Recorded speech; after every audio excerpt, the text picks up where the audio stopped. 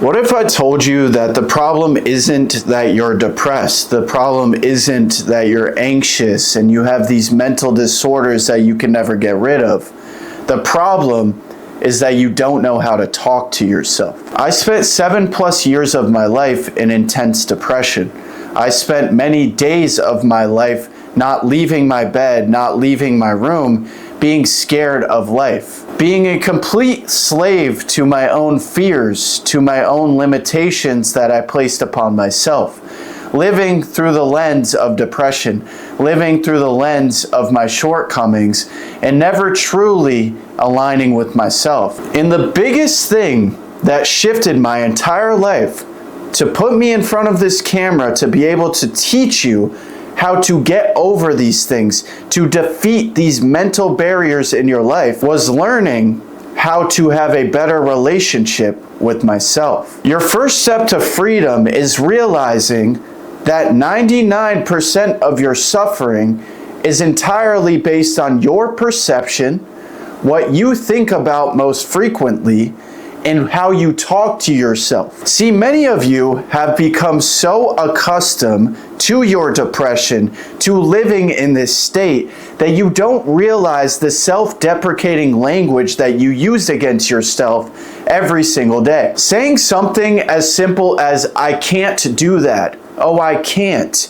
is keeping you in a box that you claim that you want to break out of. To build better mental health in your life, to stop living a life of fear, you must learn yourself first. You must learn how to take care of yourself first. You must learn how to love yourself first. And in order to do that, you need to know who the fuck you are in the first place. I'm going to change your entire life with one method in this moment right now.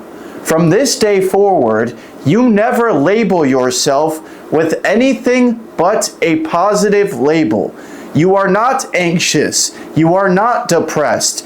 You are not miserable. You are not talentless. You are not purposeless. Every time that you tell yourself that you are these things, you are clinging your identity to something that is not a part of you. And I get it. You might be depressed, and I was depressed for a long time. But that doesn't mean you have to be depressed forever. It doesn't mean that you are subjected to an entire life of being miserable and there is no chance of you getting better. But if you constantly focus on the depression, you focus on the things that hurt you the most, and you constantly affirm them and reassure them by saying, "I am depressed, I am negativity," then you will make it 100 times harder for you to get out of that situation. I used to spend entire days wondering why I was so depressed while only thinking about my depression, only thinking about the things I didn't like about myself, only thinking about the things that I somehow lacked in my life when there was a bunch of blessings right in front of my face. So the truth is, depression, anxiety, these many things that we go through are not an incurable disease. There are ways that you can heal from this. There are ways that you can live a fulfilling and joyful life. But another one of the main problems that you are experiencing right now is that you're looking to be healed externally. You're looking for the next friend to heal your situation. You're looking for a girlfriend because you think that she is going to fix the void within your heart. You think that everyone and everything except for yourself is the answer to you beating what you're going through. And despite what stupid men tell you on TikTok, you can't do this alone. You should reach out when you need help. But ultimately, if you don't decide to make a real change in your life, if you don't start taking actions to build a better life, a better mindset, holding yourself accountable, holding up the mirror to your own face, then nothing will change. Trust me, as a coach, I have given people all of the keys that they needed to get out of their situation. I have given them a step-by-step plan how to triumph over their depression, over their anxiety, and they just simply didn't take action on it. They just chose to keep beating themselves up in their own head. They chose to keep placing these negative labels upon themselves.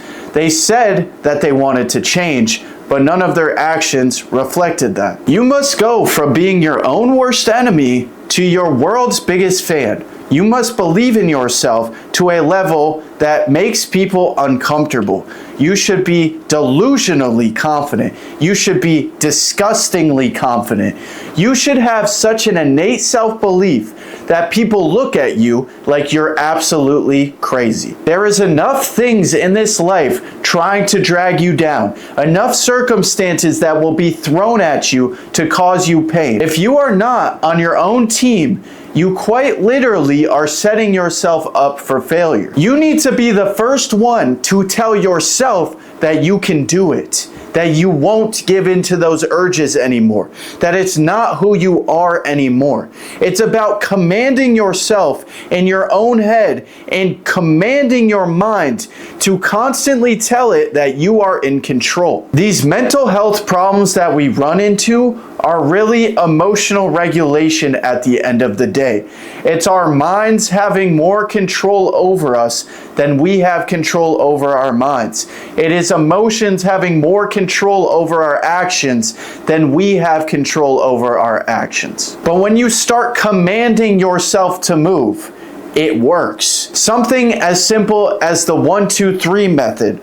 When you're laying in your bed and your mind is trying to keep you comfortable and keep you in that same box that you claim you want to break out of, you simply count 1, 2, 3, you get up and you start taking action. If you spend your entire life thinking about the limiting factors, giving into your mind, then you will not make it where you want to be. Your mind constantly lies to you. Your mind is constantly trying to make you do what keeps you safe, but it's a complete lie. It keeps you in that box once again. It keeps you away from challenging yourself and making yourself uncomfortable in the ways that are necessary for you to become the person that you want to be. Right now, you're depressed and you don't like your life. That's just reality. So you need to create a new reality for yourself. But you must realize that you could put two people in the same situation and they will have an entirely different perception of it. So maybe it's not the situation that you're in that is miserable. Maybe it's not your life that you hate. Maybe it's the fact that you only see what's wrong with it. You only see what's lacking within it. And when your mind tells you to resort to that emotional home of misery and depression and turn on the sad music again and just cling to that feeling, you give into it every single time. You have to literally retrain and reconstruct your mind to think and process things entirely different. But here's the good news. It takes 14 days to develop a new habit. If you start consciously training your mind, commanding your mind to focus on gratitude, to focus on positivity, to encouraging yourself, when you start paying closer attention to the negative things that you say to yourself on a daily basis to degrade yourself, then you will grow the way that you want to. Before I got on here today and made this video, which is my 5th YouTube video of the day, I was in one of those days where my mind was telling me to do nothing. My mind was telling me to hide away, succumb to my fear, and not take action. But I told myself in my head in that moment that I wasn't going to let it get the best of me. I spoke to myself in the third person and said, "You are not letting this get the best of you, bro." I counted to 3, I got up, and now here I am, 5 YouTube videos in, acting in my purpose, despite the fear that I felt, despite what my mind was telling me, despite my mind trying to tell me that I should just take it easy and relax for the rest of the day and not make any videos. What happens to you in this life is not your fault, but how you choose to react to it, the actions that you take following that, are entirely your fault. I could have succumbed to that feeling that I had just earlier this morning and not made this video that helped you. I could have gave into that fear and did a disservice to anybody that could have been helped by the content that I have created today. But I commanded my mind and I spoke to myself in a way where I encouraged myself to keep pushing. If you don't believe in yourself, nobody's going to believe in you. If you don't trust yourself, nobody's going to trust you.